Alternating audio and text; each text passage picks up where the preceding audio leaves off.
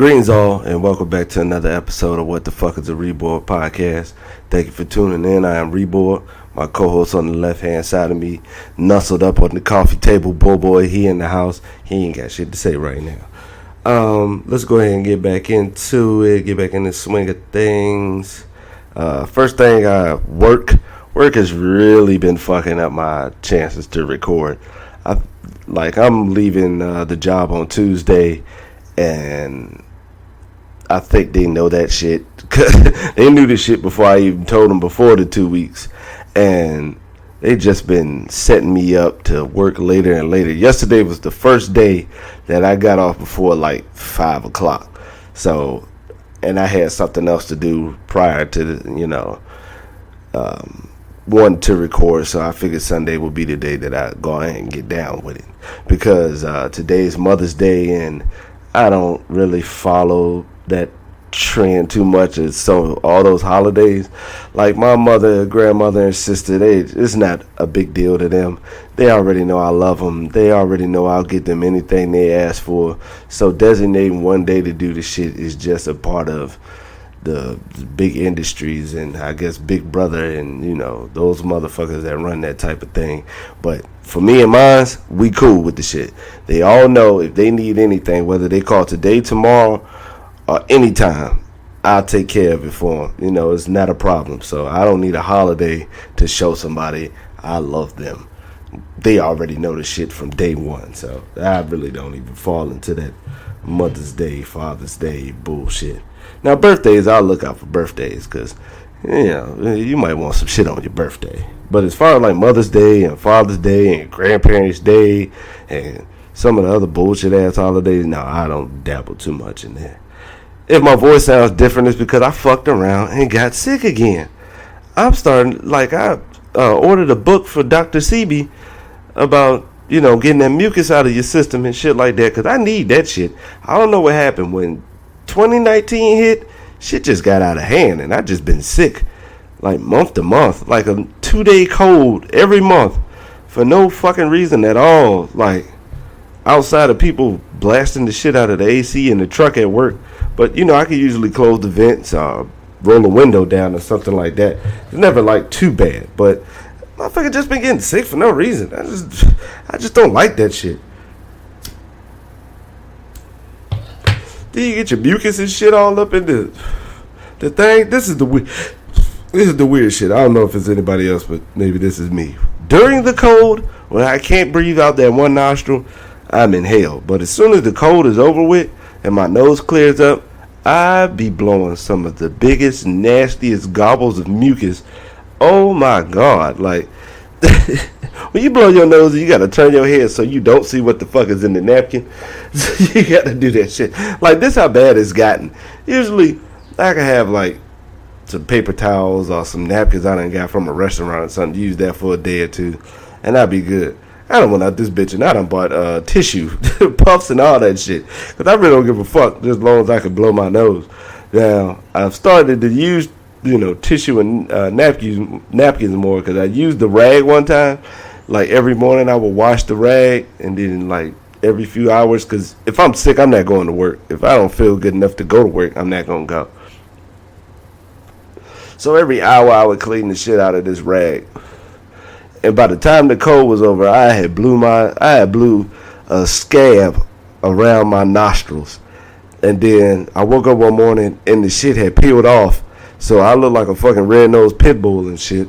So that's why I stopped using rags and went to a more civilized version of paper napkins and tissues and shit like that. But the puff shit, I just needed that shit. I was just goddamn Burger King napkins won't cut. Not Burger King, it's somewhere else. McDonald's napkins, because I usually go there on my days off to dabble in some pancakes every once in a while. Pancakes and 2 hash browns, baby, that's it. And a plain biscuit for boy. I crumble that shit up, wipe some of that butter off, and you go to work. But I'm feeling better. I'm working more towards a better lifestyle, eating wise, and I'll probably get to working out. It'll probably be sometime around the beginning of the summer, but I'm going to start doing that shit to feel better now. It's not to extend my life, because you can live healthy and die from anything in this life. So it's not about that. I just want to feel better now. Let's go ahead and get to these topics. I'm going to go over my sports stuff first. And then finally, like after a month and a half, almost 2 months, I'm going to get to this favorite things list I've had. I wanted to write this shit down, but I couldn't. There's 170 things up there. I'm pretty sure I'm not going to answer all of them, but we'll get to it. But, let's get to the shit. Shout out to Andrade, another Brazilian winning another title in the UFC. She beat Rose. I ain't even going to try to say her that last name, but she was the stratterweight champ. Been the stratterweight champ for a minute. She's pretty good. She was handling hers in the first round, but Andrade in the second round hit her ass with a slam. God damn, slammed her right smooth on her head. Slammed her so hard, the ref already knew what was up. She won't go get no extra punches in on that. He intervened quickly, okay? So she got the belt. It was a hell of a slam. If you get a chance, watch it on YouTube. They already got it up there. Don't try to go through ESPN and all that other shit, because ESPN didn't even show the damn slam. How the hell you not going to show the reason somebody won the fight? Jesus, what the fuck? For the Crawford-Khan fight, this was the funny thing about the Crawford-Khan fight. The fight was stopped because Khan said he caught a low blow and he couldn't continue. But in the post-match, he said Terrence Crawford deserves everything he gets. He's a hell of a champion and probably one of the best fighters he's ever faced. Sir, first of all, it wasn't even that serious, that low blow. I think I might have went over this shit a couple weeks ago. I'm fucking up. Sure am. Let's go back to this. But it was another fight last week. Canelo Alvarez versus Daniel Jacobs, and that was a pretty good fight. I knew it would go to distance because Daniel Jacobs is a tough motherfucker that can fight. That's just part of all there is to it. And, just the rules of boxing, Canelo just landed more punches a little bit more precisely, so he got that win. I would like to see another rematch, but Canelo got real cautious after he fought Floyd Mayweather. Not cautious in a bad way, but he's definitely stepped up his defense a lot more. And I think that's one of the things that was able to help him when he fought Triple G. He doesn't go in there with the classic Mexican-style boxer, because that's how he was up until he fought Floyd. He would put the regular guard right in front of his face, duck his head down, go in there, and it's bombs away, baby. We boxing. We throwing punches, because that's how most Mexican fighters are. Tough motherfuckers. So after Floyd beat him and gave him a boxing lesson on how to land punches when, from all different types of angles, and he fought a good fight against Floyd. He fought as good a fight as he could have fought, being that young, and Floyd being who he is, one of the best fighters that could duck a punch, and one of the best fighters who could score a punch easily. Like, Floyd's punches are always concise. It's never a ooh, or you maybe see when they replay it, it's just a shoulder slip, or he didn't get a good clean punch off. Floyd punches be clean as fuck.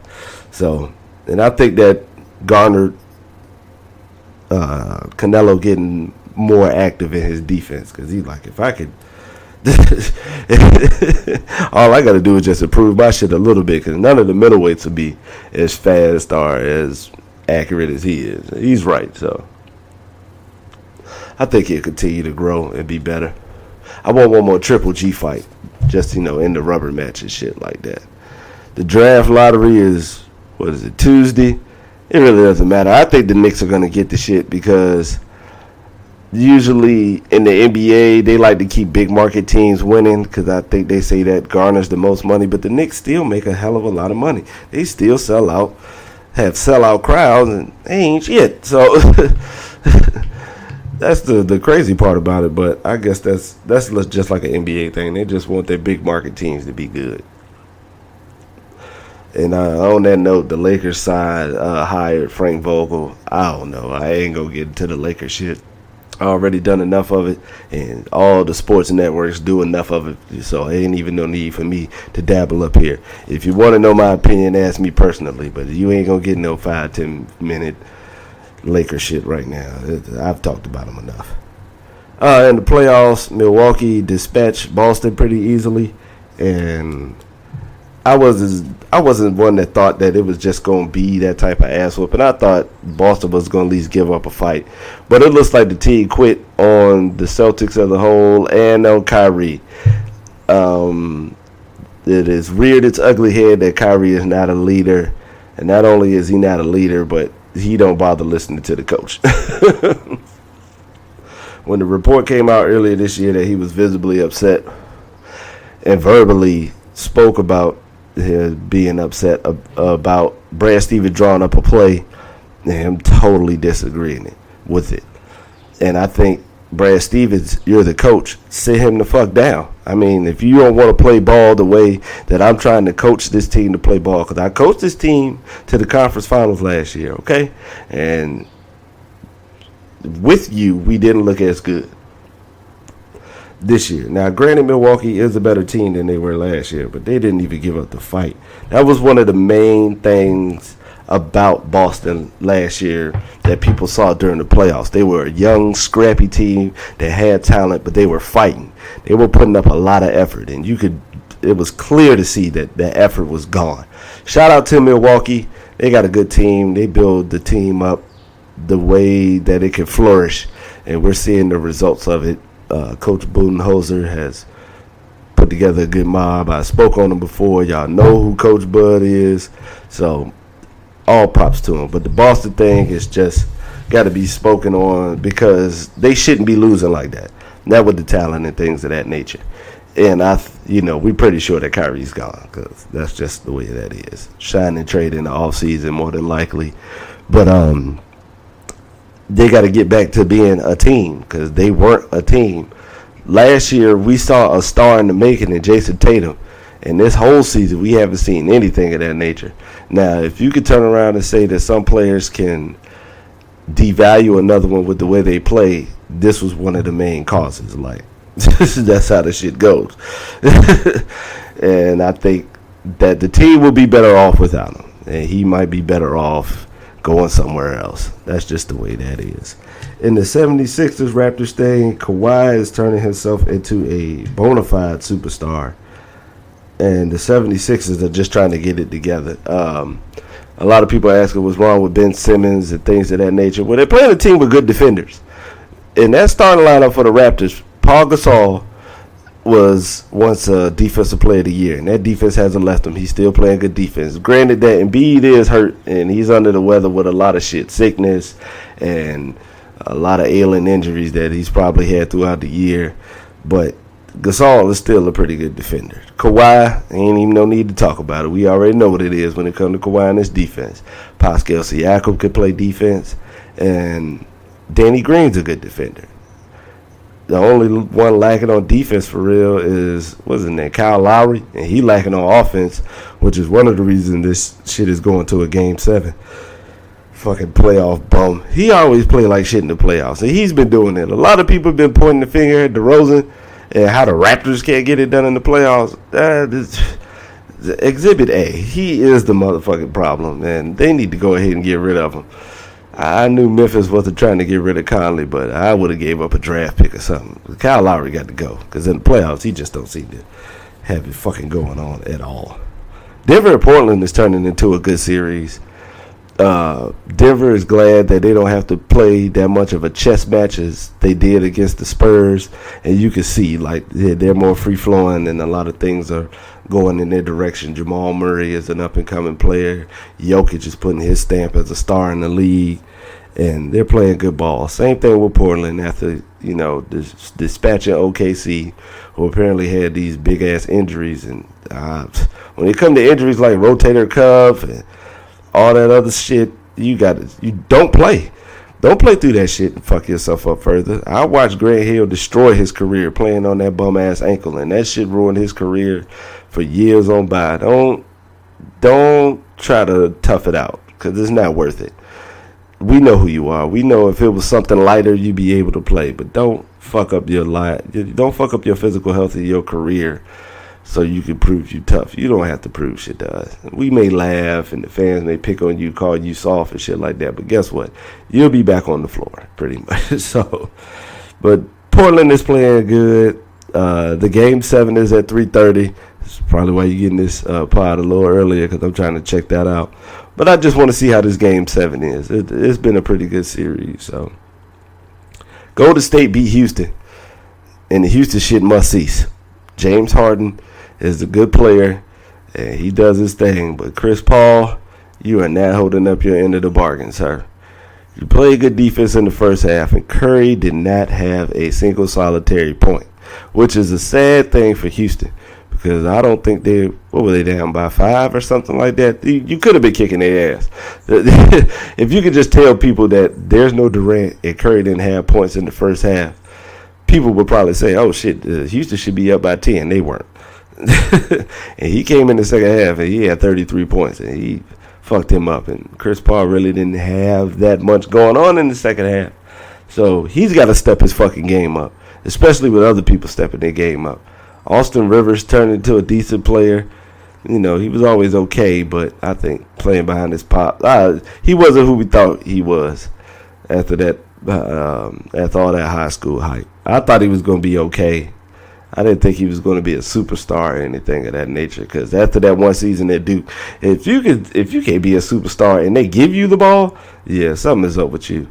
But he played good. Eric Gordon stepped up. PJ Tucker was big. But they just, it's the Warriors, man. They're good. They have a good coach. That's what people keep forgetting. Yes, you have a stacked mob. Yes, they have a great team loaded with talent. But let's not forget, it's a coach on the sidelines. And what he says actually goes, which goes opposite of what Steve is doing in Boston. Now, I'm going to give you a key example of a coach taking those realms. In the 90s, late 90s, during the Bulls era, it was during Jordan's first retirement. Phil Jackson dialed up a play for Tony Kukoc to take the last shot, and Scottie Pippen did not agree with it at all.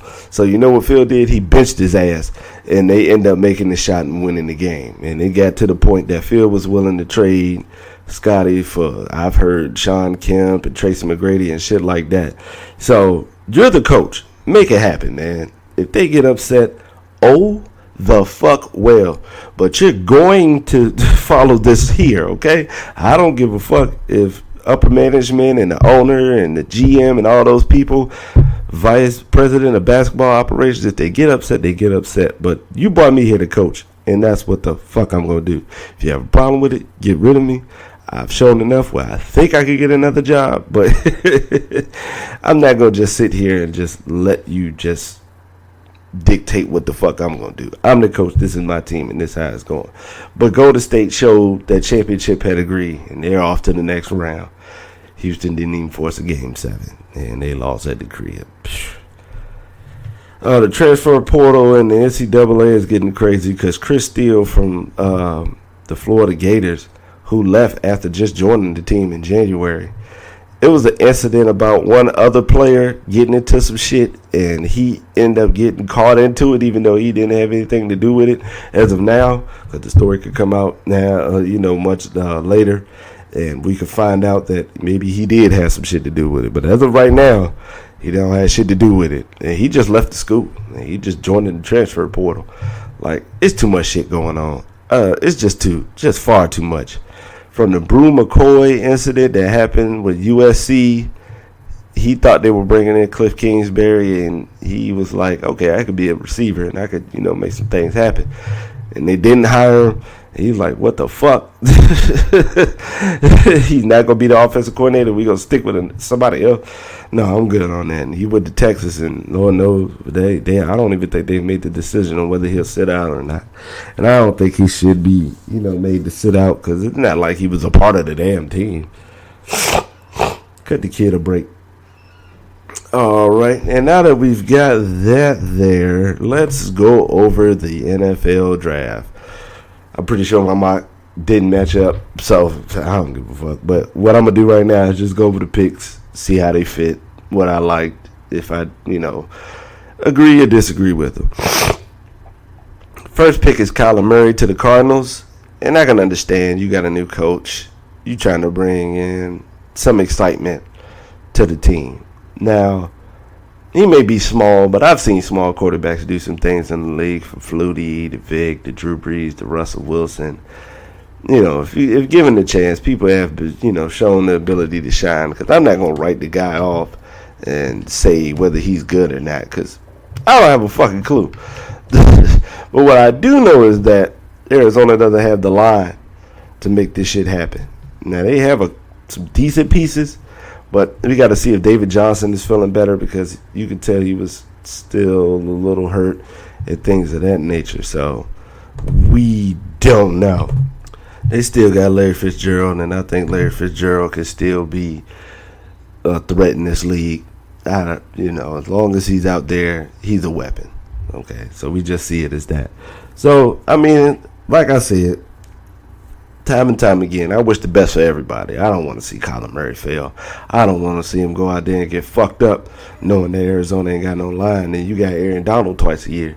But I don't want to see him get fucked up like that. But that's the possible shit that can happen. Pick 2, Nick Bosa.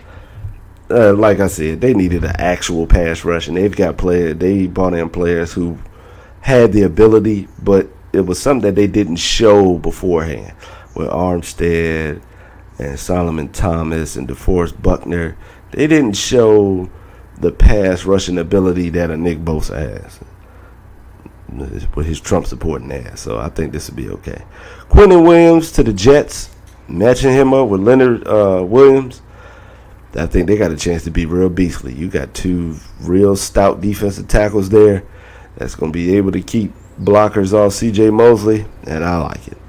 Cleveland Farrell to the Raiders. No problem with Cleveland Farrell. Good pass rusher.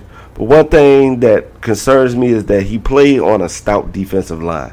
And that's one thing that I got to keep an eye on. When you're playing around that much talent, it means that they don't have to double team this, that, and the third. So a lot of one-on-one situations that's going to happen. Raiders don't have a great pass rush right now. So you are the one. So I hope he can work, and I hope he's decent, but I don't think Oakland should have grabbed him with the 4th pick. They definitely could have waited for it, but oh well. Devin White to the Bucks, good pick. Now, if the Bucks can get over that bullshit with Gerald McCoy and put him back in there, because it's not like Gerald McCoy is playing around a great defensive line. So, I mean, if you expect him to be the player he was when he first came in, he's gotten older, but he's still an effective player. And you need him in there. Him and Vita Vea can do that job, just like Quentin Williams and Leonard Williams. Keep Devin White, keep people off of him so he could go out here and make those plays. Pick 6, Daniel Jones to the Giants. They could have waited. That's about as far as I'm going to go with that. If you go on YouTube, they have compilations of the disappointment that Giants fans had with this pick, and I could agree. I mean, I could understand them, because you're looking for a game breaker, somebody that could really help the team at pick 6. And y'all picked Daniel Jones, who probably wouldn't have been like the first. He wouldn't have been one of the first 4 quarterbacks taken. And they could keep saying people were going to come up and take him, but come on, man. If you think about the quarterbacks that were picked, they were better than him. Drew Lock with his arm, Haskins with his ball placement, Kyler Murray with his athleticism and strong arm. It was just other reasons. You could have waited. Pick 7, the Jags pick Josh Allen. That'll help with the defensive line. Now, it's fucked up that Telvin Smith won't play this year, because he said he's taking a year off. I don't know what the fuck is going on. Maybe he doesn't want to play with that team this year, or he knows shit is getting ready to be buns. But hey, let's see what Josh got, because he's learning under some good defensive linemen in Ngakoue and Calais Campbell. So it's a plus for them to have him. The Lions pick T.J. Hawkinson. Great dual threat tight end. You can see Matt Patricia is trying to build a Patriots light over there. So I think he has a chance to really do something, because Matt Stafford has proved to be a decent quarterback without Calvin Johnson, but he definitely hasn't been consistent in his play, and they haven't had the playmakers that he's really needed. Like, they just found Kenny Galladay last year. Golden Tate's gone, so we don't know. It's film on Galladay, and you're the number 1, so you're going to be garnering attention from the defense. So we'll see how that works. Pick 9, Buffalo, Ed Oliver. I like Ed Oliver. I was hoping he went to Oakland, and I think he'll come in there and shine, because they just had a player and Kyle Williams, who isn't as talented as Ed Oliver. And Kyle Williams made himself a household name in Buffalo and was a good player. I think he might have been a Pro Bowler a couple of years too. But I think this will work. I think Buffalo has taken this best player available thing, and it's working out. Josh Allen wasn't that bad. Supreme athlete. He really didn't have the weapons. His team was like top 5 in drops. So with them breaking in, they brought in, who's the little small white guy? Cole Beasley. I mean, that'll help. He won't be the number one, but if you could bring in weapons that'll actually catch the ball, that's the first part. Let's actually give him the weapons that'll help him flourish. 10, Pittsburgh traded up and picked Devin Bush, and that's a good replacement. He comes in and fills the hole that was left from Ryan Shazier's unfortunate incident, and Devin Bush is a dog, plain and simple. Pick 11, the Bengals pick Jonah Williams. I don't have a problem with Jonah Williams. Strong, sound offensive lineman, whether you put him at left tackle, right tackle, or guard. I think he's going to be a solid player. And the fact that y'all still want to continue to have Andy Dalton with the keys to your offense, hysterical. Now, y'all might be trying to tank and, build up a proper line so you can tank for Tua. But y'all going to have to play you with Andy Dalton still as the quarterback. So, hysterical. Pick 12, the Packers pick Rashawn Gary. I think this depends on the coaching. And now, if he comes through and he gets this proper coaching and he's taught properly, I think he has a chance to be sauce. He has a lot of tools. And one of the main things people say his production wasn't all that. I think it was mainly because they were using him in various spots on Michigan. They were using him to confuse the offense, switch your blocks, switch your protections, so you could focus on him. And Chase Winovich became a good player and got drafted in the, I want to say the second or third round, but Chase Winovich wouldn't have been the player that he was and had gotten drafted as high as he had if it was not for somebody like Rashawn Gary. I fucked up. Pick 13, Christian Wilkins to the Dolphins. They got Brian Flores, defensive coordinator. He going to build from the inside out. Continue, man. Pick 14, the Falcons picked Chris Lindstrom, guard from Boston College. Pretty good, solid offensive lineman.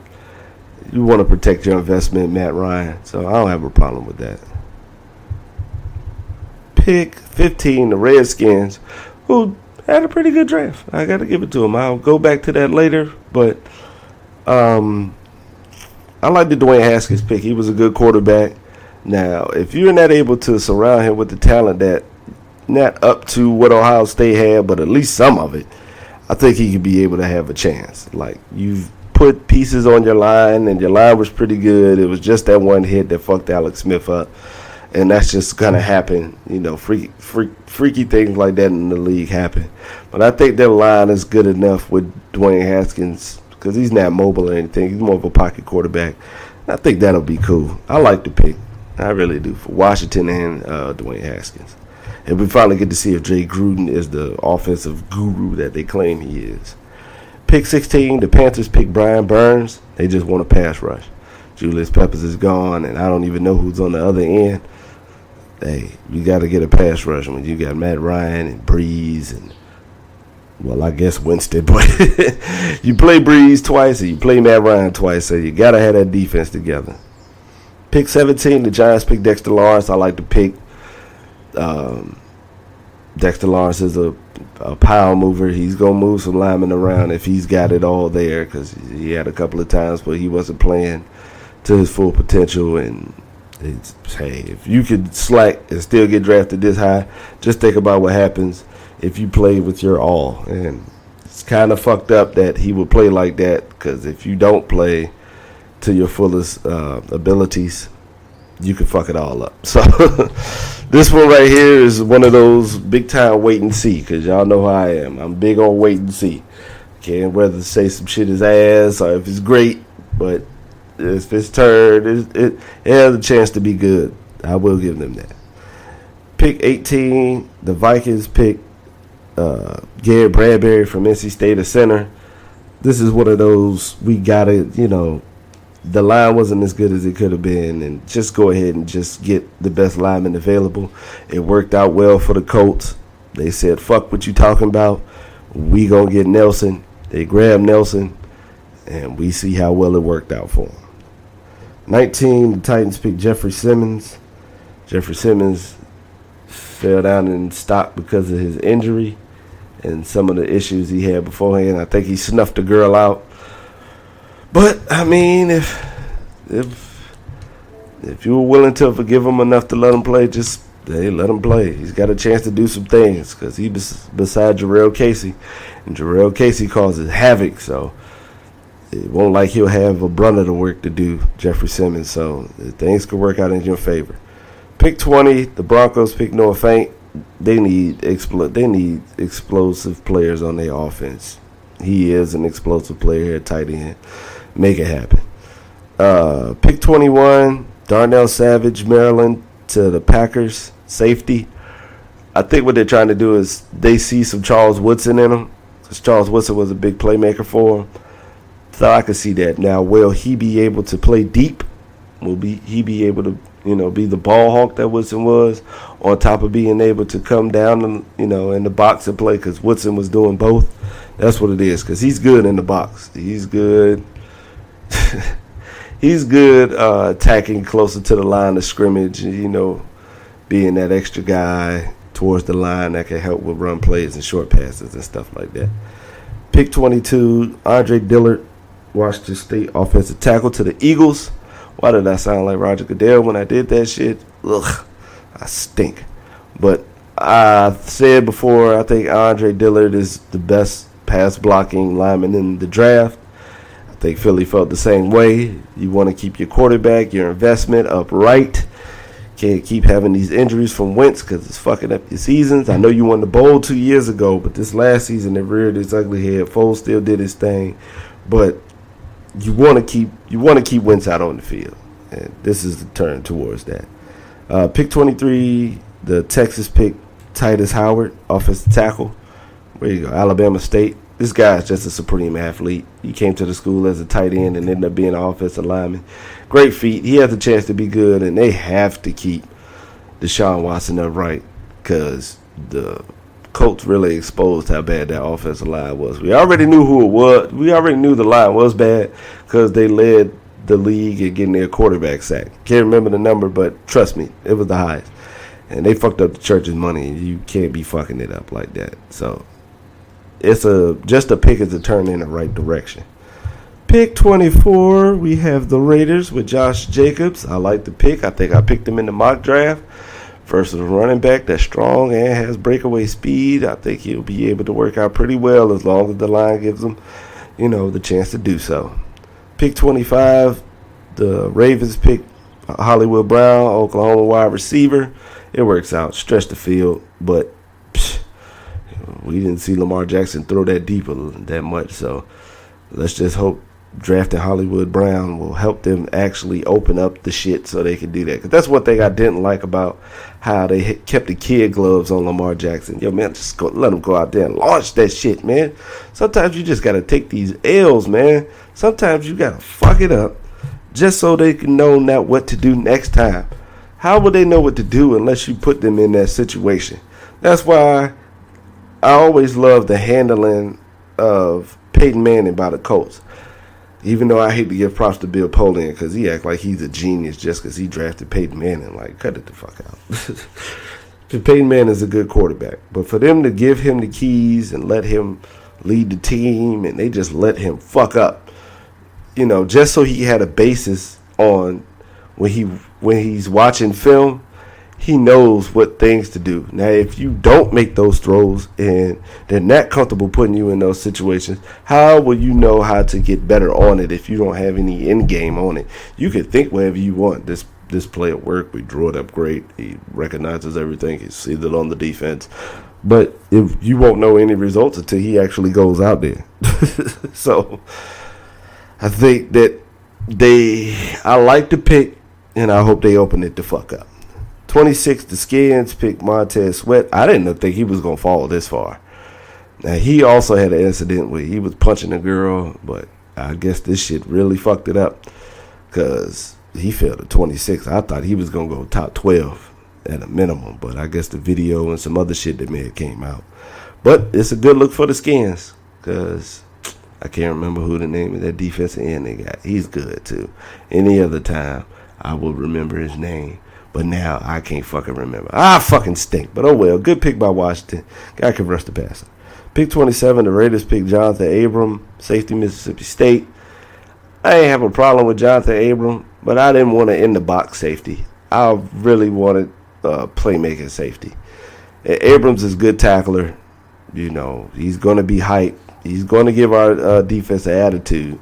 But I'd rather have playmaking. Big hit is cool, but I'd rather have the defense taking the ball.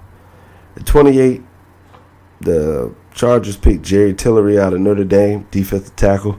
We'll see what it is, because McBain got hurt, and he won't have a lot to do. A lot of responsibility won't fall on him because they have Bosa and Melvin Ingram, so they, you know, they're not going to spend a whole lot of time focusing on Tillery, so I think it'd be beneficial. 29, excuse me, god damn, that hurt. You know the silent burp that just moved through your body? Oh, that was horrible. Where am I at? 29, the Seahawks pick L.J. Collier, defensive end, TCU. This is just a try to patchwork for the Frank Clark thing. The Seahawks have enough confidence in their defensive coordinators and stuff that they think they can do it. Hey, I mean, you've proven it thus far, so good luck to you. Should have got a line. Offensive line, particularly. Pick 30, the Giants pick DeAndre Baker, corner, Georgia. DeAndre Baker was a good player. I don't know what the hell he did in the pre-draft process with interviews or whatever, but I thought he would be drafted higher. Him and Greedy Williams. I'll get to Greedy Williams in a second, but DeAndre Baker's a good corner. And you got to remember, if the coaching isn't as good as they got in college, how do you think they're going to be good? Like, how do you think they're going to be able to flourish? So let's just hope they do what the fuck they're supposed to do. So they can get some wins. Pick 31, the Falcons traded up and got Caleb McGarry, offensive tackle, Washington. They need that line help. Keep them upright. I guess they're thinking, with Gus Bradley being the coach. I don't know if he still is. I think he is. I guess they figured their defense is fine as long as they could just put players in there. They'll be okay. He'll be able to handle that. That's what he does. Let's make sure our offense is cool so we can continue, to come fuck some other shit up like they fucked it up in the Super Bowl. I said the other day, I don't think they deserve a Super Bowl. I don't give a fuck how good they are. And I don't have a problem with them. I just didn't like the way that they just let the Patriots come back. And I know Tom Brady is the GOAT. You can't have a conversation the greatest football players of all time without a segment about him in there. But damn it, you should have won the game. And pick 32, here goes those Patriots picking N'Keal Harry from Arizona State, wide receiver. Good pick. I mean, that's what the Patriots do. Good pick. I think N'Keal Harry will be able to come in. The kid's got hands, not the most crisp route runner, but he does know how to get open. And we shall see, because most of the time the Patriots don't do so well with the big name wide receivers. Good luck to them. I know they'll put the coaching and all that shit out there, and then mainly it's just based on how he handles himself. Decent draft, not a lot of star power, more of a defensive draft than anything else, as I spoke of during the mock. Next year, people are going to be tanking for Tua, Justin Herbert. If Jake Fromm comes out, if Jacob Eason plays good enough that he comes out, I think the next year's draft will be more hype depending on the quarterbacks that come in. Because they're going to try to hype the draft, period, because they just want people to watch it.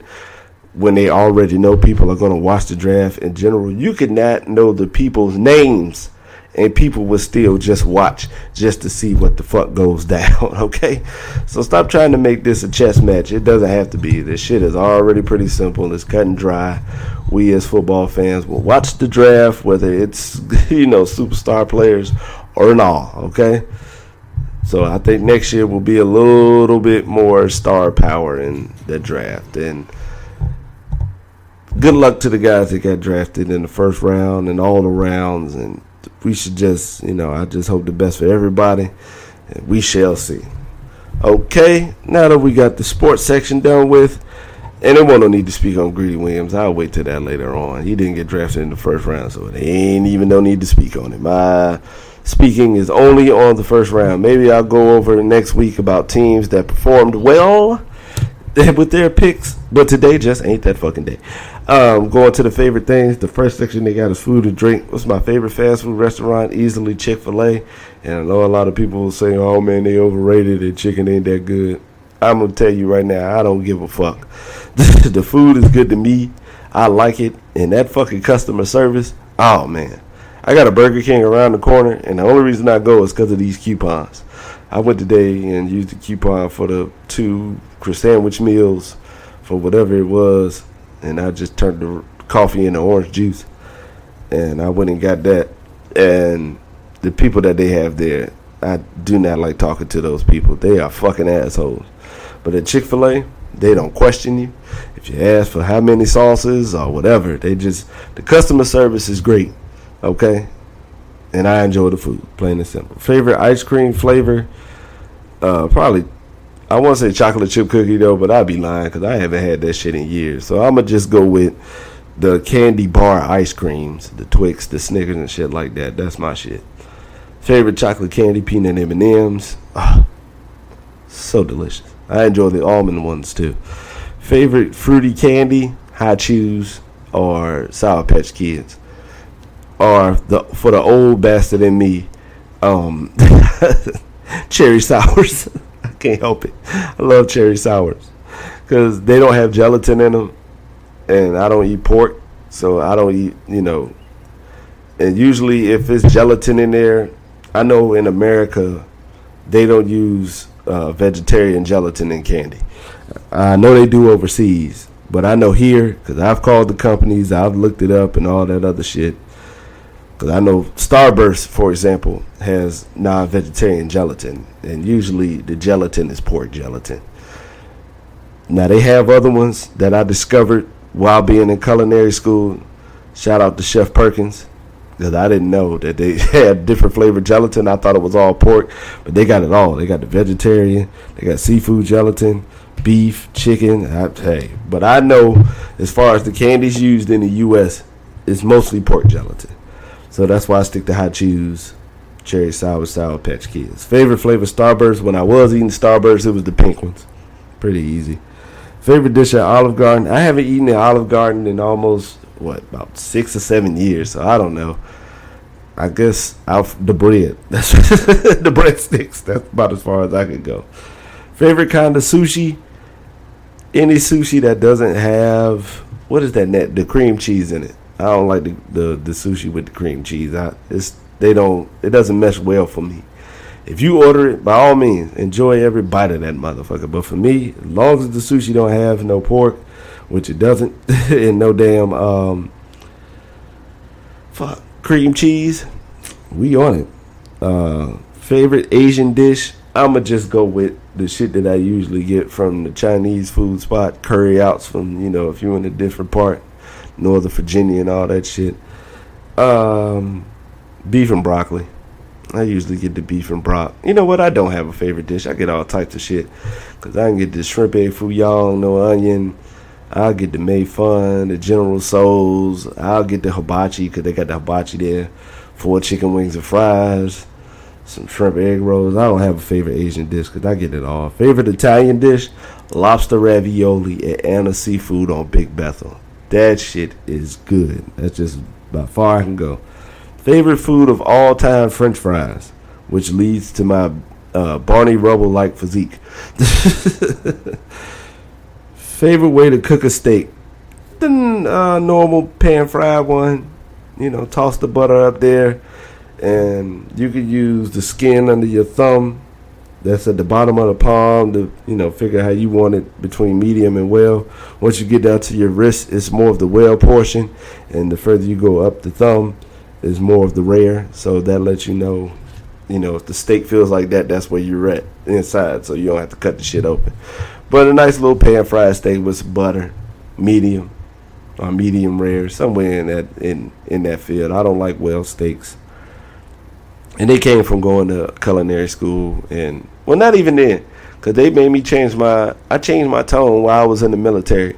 because, excuse me, Sergeant CJ told me, he gave me a steak that was meaty. He gave me some samples of the different steaks between rare and well done, because he was teaching me how to cook, and tasting them, I just fell more for the medium portion. That's it. Favorite pasta dish? Anything with Alfredo. Alfredo's just delicious. I love cheese, and a cheese sauce is just fucking just great. Favorite cookie? I'm a fat motherfucker, so I like them all. The cinnamon sugar thins from Chips Ahoy, the double stuffed Oreos, chocolate chip cookies, oatmeal raisin, Girl Scout cookies. I just fucking love it. Favorite fast food French fries? Pretty good. This is a tough one. I'm gonna go with Zaxby's. I like Zaxby's big ass crinkle cuts. Favorite cereal? Ooh, because I've eaten a lot of fucking cereal. Apple cinnamon Cheerios. Them shits are just good, and they just heart healthy. But I do love apple cinnamon Cheerios and Honey Nut Cheerios. I enjoyed the frosted Cheerios. I'm just a Cheerio dude, but I enjoy cereal like that, period. Only cereal I didn't like growing up is regular, like anything regular, like cornflakes. I don't like regular ass cereal. And my dad would even buy like different cereals, thinking that we wouldn't eat them because they were healthy. Like I had Raisin Bran Crunch. Raisin Bran Crunch is fucking tasty. And if you remember the old school Basic 4 cereal, that was good because the flakes were regular, but the shit had like dates and raisins and almonds and all that other shit. This shit had like the Basic 4 food groups in the cereal. And come to find out, it was fucking delicious. And he just figured out that we just all love cereal. So instead of him trying to trick us, oh, this healthy, they ain't gonna eat this. You lied to yourself, sir. We fucked it all up, except cornflakes. But he didn't like them shits either, so he didn't buy them. But apple cinnamon Cheerios, if I had to pick one. Favorite breakfast food? Now this is tough because I love breakfast food. That's my favorite meal, period. And I would probably have to go with turkey sausage. Turkey sausage patties, to be precise. It's not like this shit popular. You can't get them everywhere. So when I can finally go to a place outside of like the grocery store making them a damn self, because Jimmy Dean's got some good ones that you can cook them in the microwave and they're still pretty damn good. Like shout out to Jimmy Dean's for doing that. But it'd be turkey sausage patties. But I love breakfast food. I love all that shit. Eggs. I love eggs, but they gotta have cheese in them. I like home style potatoes. I like biscuits. Like I said, I'm a pudgy motherfucker, man. I'm very poorly built. All my weight sits in my stomach. I still got skinny arms and legs, and I have kind of a Dr. Robotnik physique. My stomach's not as big, but at 230, 240, I guess it's okay. It ain't stopped me from getting some ass, so girls don't see me naked and crawl. I'm a mess in the midsection, but I'm still able to fuck good-looking women, so yeah, it's what it is. Whatever. Favorite pizza topping? The beef pepperoni at Bravo's Pizza, Uptown, Jefferson. It took forever to find a place that had beef pepperonis, and when I did, it was delicious because beef pepperonis has grease in it, like the pork ones, because turkey pepperoni doesn't. So it tastes good, but you don't get any grease from it, and that's one of my favorite things about pizza, is that orange grease. Favorite fruit? Probably tangerine. Easy to open. They're fucking delicious. But I like fruit a lot too. Pineapples.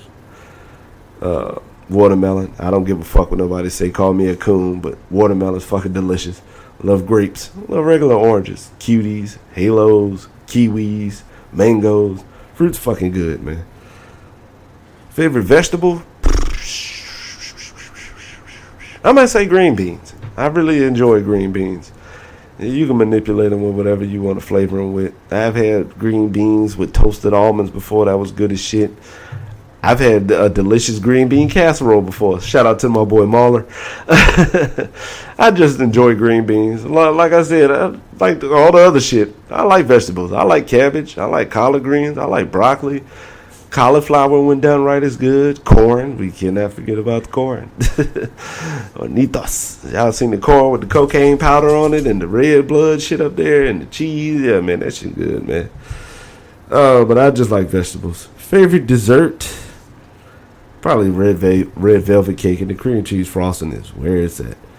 Favorite comfort food? Seafood. Favorite way to eat bacon? Turkey bacon, the only way. Favorite thing at a buffet? Whatever doesn't have pork in it.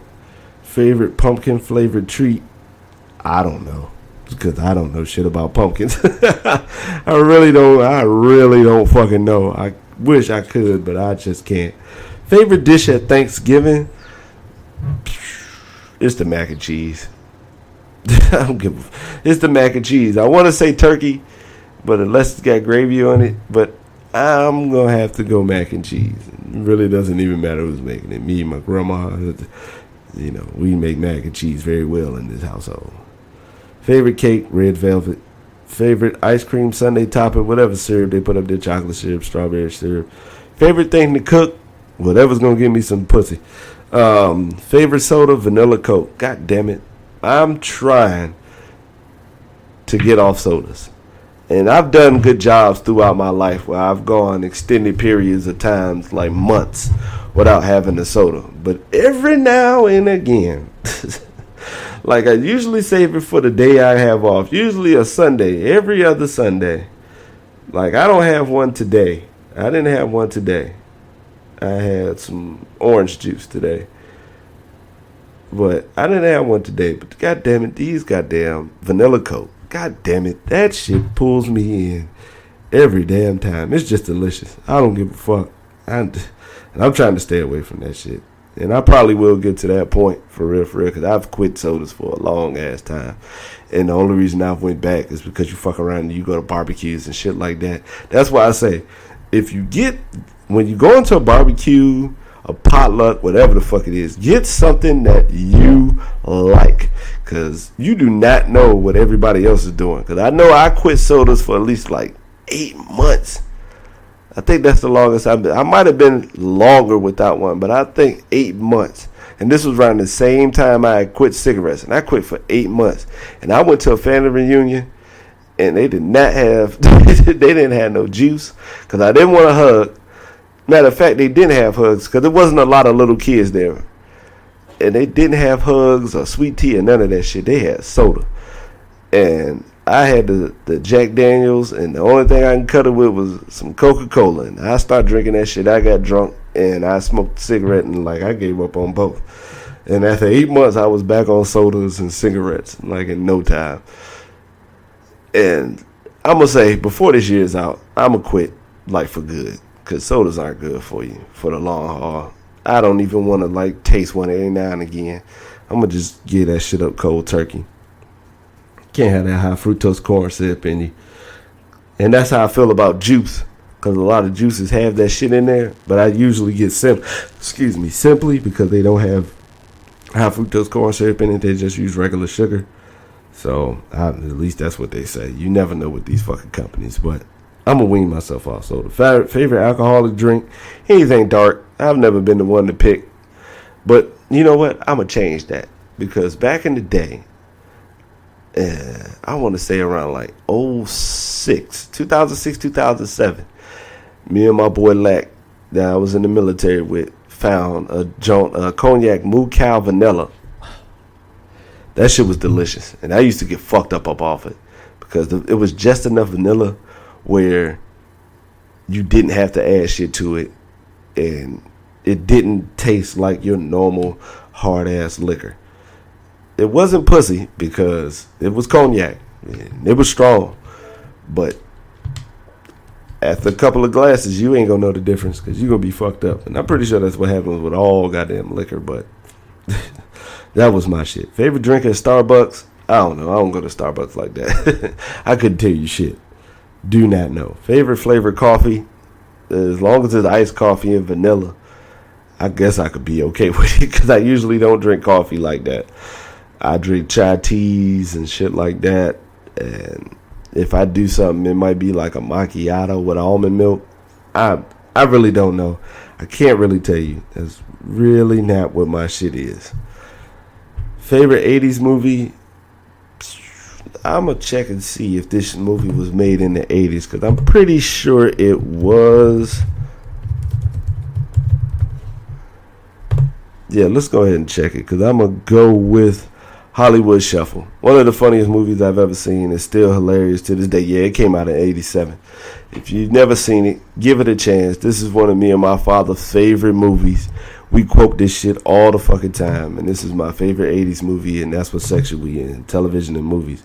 Favorite Harry Potter movie? Never seen one. Favorite Hobbit from Lord of the Rings? Never seen Lord of the Rings. And let me preface it by this. I don't have a problem with Harry Potter or Lord of the Rings. Just didn't go see it. I'm not big into, going to the movies like that or watching just random ass movies that I've seen, that I haven't seen before. If somebody plays it at my house, I'm not opposed to it. I'll sit there and watch it. If one of the homies want to watch the shit, I don't have no problem with it. If you want to pop the shit in and make me watch it, by all means. But I wasn't going to the theaters to go see it. And I don't have cable any goddamn way. So it's not like I'm going to pass this shit. I'm just not going. It's just not going to be something that I'm just going to do. No offense to those movies. I don't think they stink. I don't think they're weird or nerdy or none of that shit. I just haven't watched the shit. That's just all there is to it. Favorite Simpson character? Bartholomew JoJo Simpson. That would be Bart for those who don't know. That was my nigga from the beginning, and it always will be. Favorite cartoon cat? This is hard. I'm going to have to probably go with Heathcliff because he was beating the shit out of dogs. Garfield's close because Garfield was funny as shit, but it's something weird about a motherfucker who don't move his mouth when he talk. But I'm going to go with Heathcliff because Heathcliff was the shit. It was the streets. Favorite TV sitcom? Ooh, this is toughy. You know what? I'm going to have to just go with Smart Guy.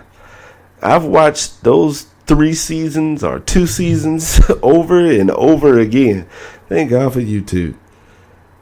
Favorite cartoon? Doug. Because Doug was just like the normal guy, and it just showed you shit that was happening in life, and they just didn't have to go to the extreme or no shit like that. No offense to anybody, any cartoon that does, because regardless of the genre, cartoons, if they sauce, they sauce. But it was Doug. How to handle talking to your crush, and the fucking with bullies when you bullshitting on homework, doing most of the work for homework, getting to know people that you wouldn't get to know unless it was like a class assignment. That's how I ended up with one of my best friends. So that's just how it was. Skeeter was cool. Pork chop was the shit. I got my own version right here. The grown ass Doug Funny and pork chop right here. reborG and WTF. Favorite scary movie, The Exorcist. That little bitch was hysterical. Wasn't scared about none of that shit. It was just freaky. I've never been scared of anything. I probably mentioned it before. Jump when Carrie threw her hand out the grave. But it was The Exorcist. That shit was just like that. Favorite funny movie. I went over a whole podcast about this shit. So I'm going to just make it easy on myself. Coming to America. Favorite celebrity. I don't know. Richard Pryor. One that made me laugh the most and one that I respect the most outside of with his art because he was always honest. So like when Quincy Jones came out and said that about him and Marlon Brando fucking, it wasn't like Rich didn't say that, he had a joke where he said one time I fucked this faggot, and the bad thing about fucking faggots, fucking this faggot was I had to go back home, and I see him every time I go back home. Like as soon as I hop off the plane, there he is. Hi, Rich. And that's just, I thought the shit was funny. So it's not like, Rich was always honest about it. Favorite South Park character, Leopold Butterscotch. Butters makes me laugh. You know what? It ain't him. It's Jimmy and that damn stuttering. Jimmy funnier than a motherfucker. Favorite chick flick? I don't know. Just pick one from them late 90s, early 2000s high school shit. She's All That, Can't Hardly Wait. Pick one of them shits. I don't know if they chick flicks, but that's just what it is. Favorite Pixar movie? You could just pick one because I really don't know. I really don't give a fuck. I know it's some Pixar movies and like the Lord of the Rings shit. I don't have nothing against it because I did watch Finding Nemo, but I don't have time to go through the list and all that shit. I should have just, studied this shit so I can answer them accordingly, but I ain't writing down 170 motherfucking songs, so That's what it is. Favorite Family Guy character? I really ain't been into Family Guy like that. It's been a couple of years. I'll watch a clip here and there, but favorite character? Bruce, the gay dude. or Seamus, the motherfucker with the arms and the legs, the wooden arm and legs. But it'll probably be Bruce because homosexuals are funny. Favorite Leonardo DiCaprio movie? This is tough because Leo has quite the fucking catalog. Let me see where I will, What's Eating Gilbert Grape? He was good as fucking that. And The Departed and Gatsby, Wolf of Wall Street, Blood Diamond, The Basketball Diaries. I don't know. This was a toughie. Let me look up some Leonardo DiCaprio movies and shit. Because I know I'm not going to go into filmography on Wikipedia because that shit is like a whole thing within itself. Romeo and Juliet, that's my shit. That was my shit. Always one of my favorite stories. And the way they modernized it with the guns and shit like that. John Leguizamo with sauce. My favorite Leo movie. Favorite actress over 50? I'm going to just say Meryl Streep because she sauce. She make it happen. She sauce. Favorite Marvel movie? Y'all going to hate me for it, but Blade. It's the black superhero. Favorite TV show? The Wire, easily. Favorite canceled TV series? Smart Guy. Favorite show on the Disney Channel? Anything that had to do with Mickey Mouse and them. I don't know, whenever they replayed shit. I wasn't that big on the Disney Channel. My nephew more was, because that's when the Disney Channel was popping for him. By the time I started paying attention to the Disney Channel, I was already too old. And yeah, I was already a pervert trying to look at Raven-Symoné's breasts. They did a good job of hiding them shits too. Because I know I watched That's So Raven before. Because I know we were around the same age. So, I don't think it's perverted. I don't give a fuck what you think. You can make some R. Kelly jokes if you want. But let me look up how old this bitch is. Because right now she's just annoying as shit. So, right now she's just annoying as shit with all that shit she be talking and stuff like that. Just be white. Fuck it. 33 years old, so she only 3 years younger than me, man. That is shit. It's not like I gave a fuck beforehand. I was just doing that shit for my own knowledge, man. I was watching the shit out of them titties. Fuck it. Favorite classic movie? That's a lot. Those are good ones. I'm going to go with One Flew Over the Cuckoo's Nest. As being the person who's been in the loony bin, it was always a good. I liked the movie before I went in, and it, was much better after I actually did the shit. Favorite Beatles song? We're in the music section. Favorite Beatles song? Ooh, good question. Which Beatles song? As My Guitar Gently Weeps. That's my shit. Loved it. Favorite string instrument? I'm going to say violin. Favorite instrument? Electric guitar. Favorite band or music artist? One of my favorite bands, I'm going to just name one. That's tough because there's a lot of shit. And when I'm thinking band, I'm thinking total band. I'm gonna say Red Hot Chili Peppers. And musical artists, I'm going to name another one that people probably wouldn't. Billy Joel. I'm a big Billy Joel fan. The Stranger is my shit. Favorite music genre? I can't answer that question. I like all that shit. Favorite style of dance? I can't answer that shit. I love that shit. Twerking, the salsa, the waltz, the Charleston, all that shit. All the way from back then. Bill Bailey with the foot slide and Fred Astaire and all them and all that.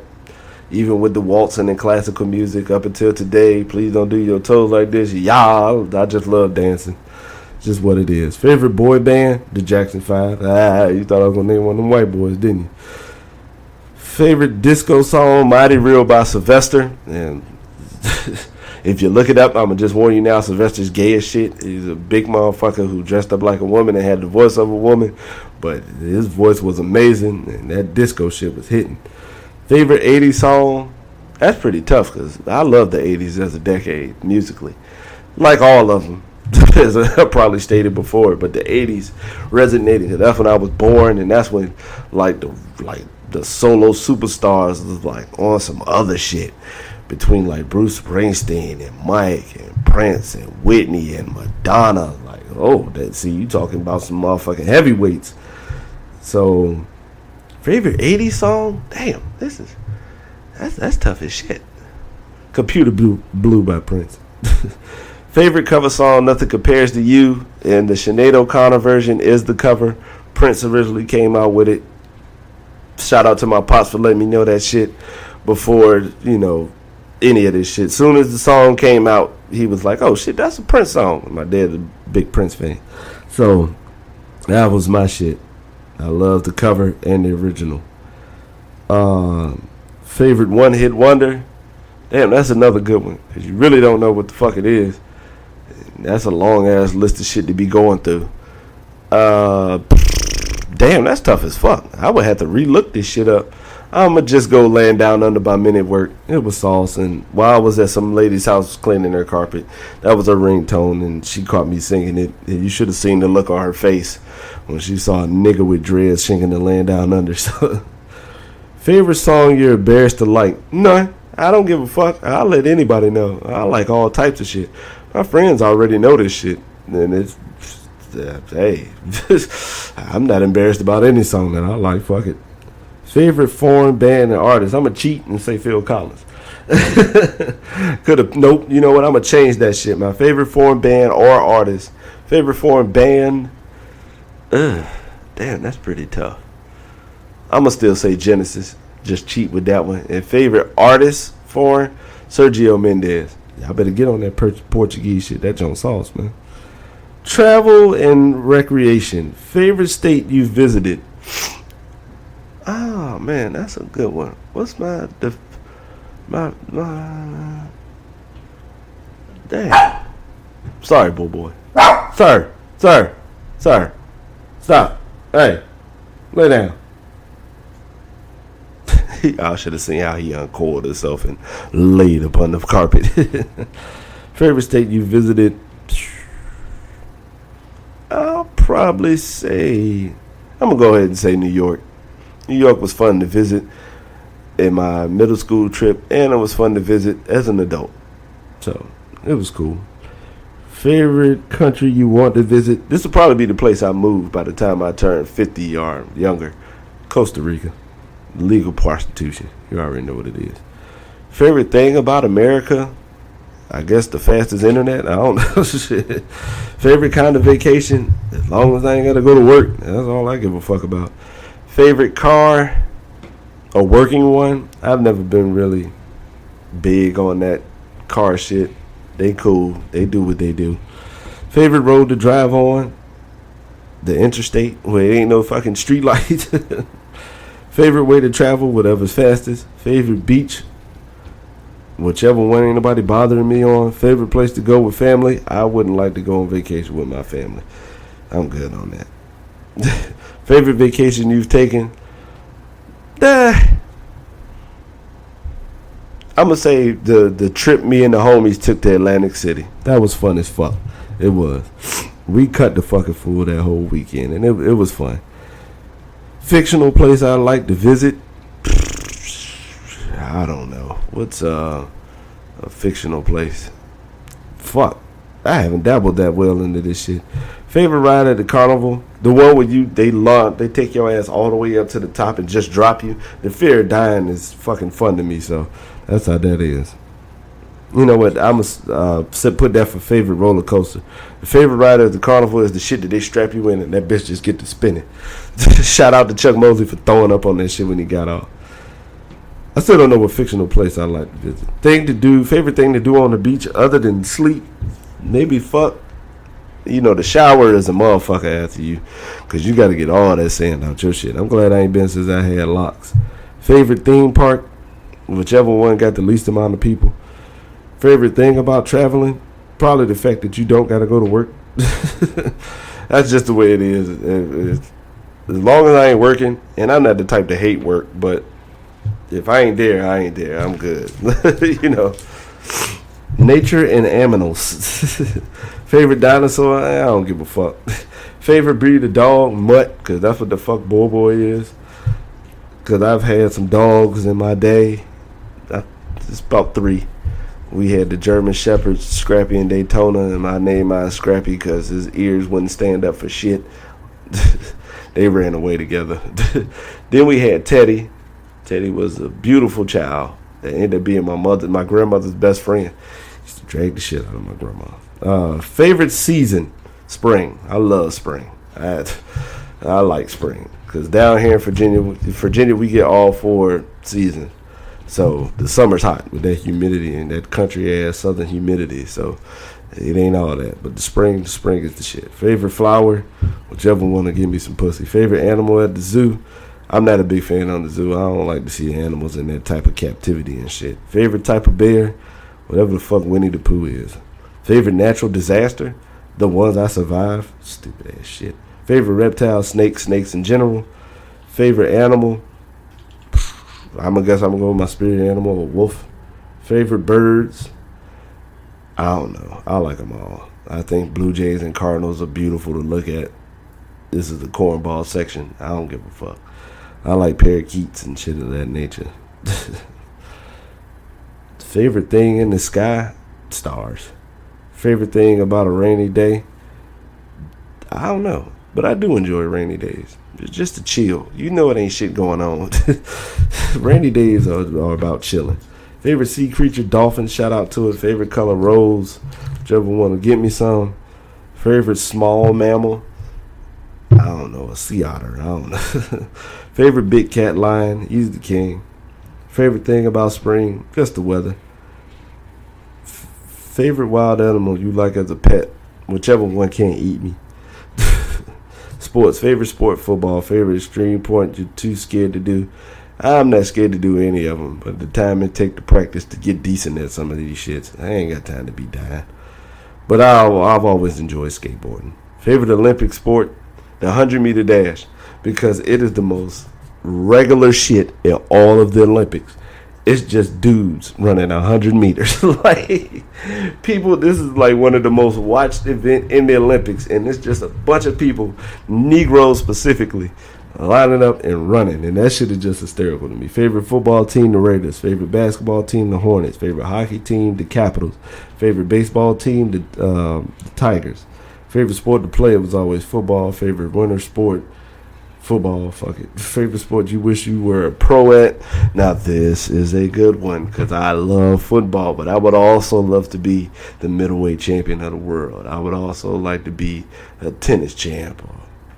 That was tough because I love sports and I've enjoyed that shit. Favorite professional athlete, Randy Moss. He wowed me. That's just what I can say. Favorite sport to watch in person? Any of them for real. Any sport in person is just fucking lit like that. Childhood favorite nursery rhyme. The shit was called Bob or something like that. Favorite childhood memory, laughing with my family. Favorite board game, Monopoly, because we played as a family. Favorite children's show, Pee-wee's Playhouse. That shit was trippy. Favorite toy as a child, my G.I. Joes, because I used to take the G.I. Joes and have gigantic wrestling federations with them, because I had a lot. Take my little wrestling rings, because they fit better with the ring than the actual.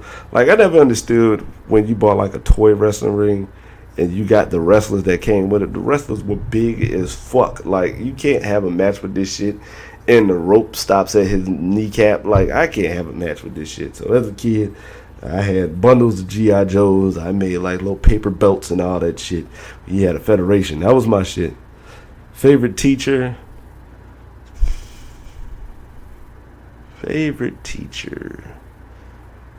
Damn. Mr. Green, 7th grade social studies. He was a cool dude. Favorite age, 10. Shit was just popping at 10. I've probably had multiple systems and shit was just cool. Favorite Christmas present, went over this, that Sega Genesis. Favorite Dr. Seuss book, Cat in the Hat Thing 1 and Thing 2 are hilarious. Favorite Halloween costume, the time I went, is Drew Bledsoe. Favorite lunchbox snack, I wasn't much of a lunchbox motherfucker, so. But when I did on field trips, whatever was cold to drink and whatever cookie they gave me. Favorite Winnie the Pooh character, Tigger. He was on them uppers. Favorite thing to do at recess, chase girls. Favorite superhero, whichever one is black. Favorite video game? That's tough as fuck. I played a lot of them. Favorite Color Ranger? The black one. Favorite fairy tale? Favorite fairy tale? The Three Pigs. And that because of the story. They used to have a cartoon where the three pigs were trying to build a jazz club. And Big Bad Wolf was fucking them up. And then they found they had the brick and them niggas was jamming. Yo, that shit was soft. Favorite game to play outside? Hide and go seek. That's just what that is. Fashion and beauty. This shit is getting ready to be buns. Favorite department store? Man, I don't know. Favorite place to shop? Right now it's Dollar General. That's where I'm always at. Favorite store in the mall? I ain't been to the mall in so long. This shit is buns. I can't even answer the question because I have no idea. Favorite cologne? Aqua di Gio. Aqua di Gio by Giorgio Armani is the shit. I was at a club at Virginia Beach, and I'm sitting there chilling with my drink with my homeboy Lack, and I heard sniffing, and I looked directly down. It was a white girl sniffing me. She put her hand on my chest and said, "You smell amazing." Now, I've never been like Predator, the act on the shit. I could look at women and think a million things, but I wasn't going to smash that. Because less than 5 minutes later, I saw her sitting on the side of the club fucked up. And that's not my shit. Favorite hair color? Black. Favorite makeup you can't live without? I don't know. Favorite shoes? Fat Five Hirachis. Favorite occasion to dress up for? A wedding. Because that's the only time you're going to see me dressed up. Favorite hairstyle? The Jerry curl. Favorite outfit? I don't know. Whatever's comfortable. Favorite soap scent? Dove. Favorite article of clothing? Underwear. Favorite place for a piercing? I don't know. The ears. I don't even have one. So, favorite piece of jewelry? I don't own jewels. Favorite thing to wear to bed? That's no business of anybody's what I wear to bed unless we're fucking ladies. And I don't even know no girls who listen to this shit but my sister. Just know I go to bed. Favorite luxury brand? I don't support that random expensive ass shit. Favorite brand of toilet paper? Whatever's 2-ply and quilted. Favorite candle scent? I don't like candles. Favorite extracurricular activity? Fucking. Favorite day of the week? Whatever day I'm not working. Favorite holiday? Christmas? No, Thanksgiving. Well, yeah. No, my favorite holiday is my grandma's birthday because that's the time where all the family get together. And I didn't really want it to be a holiday. Favorite website? Rivals.com. It's a site I've been checking every day since like 2000. Favorite YouTube video? Let me go look because I got Tube loaded right now. So let me go what I got in the favorite section because that'll let me know. Because I don't have a whole lot of favorites. I favorited my first podcast, I Stink, my boy Sly's Sweet Freedom song. That was sauce. My nephews, Mike Chimneys, Keep Them Coming. That was sauce. Steve Lacy's Ride. I'ma just go with this. James Fauntleroy is the mastermind behind Frank Ocean and more. Hey, you should say my favorite. You know what my favorite is? A Chase Money compilation. Because Chase Money does a lot of compilations after he's, completed games after a while, and they are just pretty much the shit. Let me go through like videos. Because I watch a lot of YouTube, and I would, I like to know myself because I really don't know at this juncture of my life what the fuck is going on. What shit I've got favorited. I probably got shit up here favorited that I had no idea about. What's a video that I always keep going back to? Oh man, it always what I got up here, man. Oh boy, I fucking stink at this. God damn, I am buzzed. Okay, this is my favorite YouTube video. I knew I was gonna find it. How Jay Dilla humanized his MPC 3000 by Vox, VOX. That's what my shit is. That's something that I've always gone back to. And the shit came out what you're looking at a year ago. And I've watched it more than 10 times. For 1 year, and I know I've watched it more than 10 times. That's just my shit. I love Jay Dilla, and that's just what it is. And that's just self-explanatory. Favorite kind of house? I don't know, the one I plan on buying next year. Favorite car color? I'm going to say silver because that's what my 2 car colors have been. Favorite baby boy name? If I have a son, I'm going to name him Butch. Favorite baby girl name? It's probably either going to be Nia or Nona. One of those 2. I like those names. Favorite thing you do when you're sick? Sleep. Favorite person you've never met? I guess my future wife. Fuck it. Favorite question you've answered so far? The favorite YouTube video, because I actually stopped the podcast and put silence in this motherfucker because I had to find out. Favorite place to meet up with friends, whatever. Favorite hobby? Just kicking it. Favorite way to cheer me up? I laugh. Favorite thing to look forward to? Your day off. Favorite kind of gift to receive? Laughter. Favorite crafty thing to make? I don't make shit but food. Favorite way to relax? Sitting on my happy black ass. And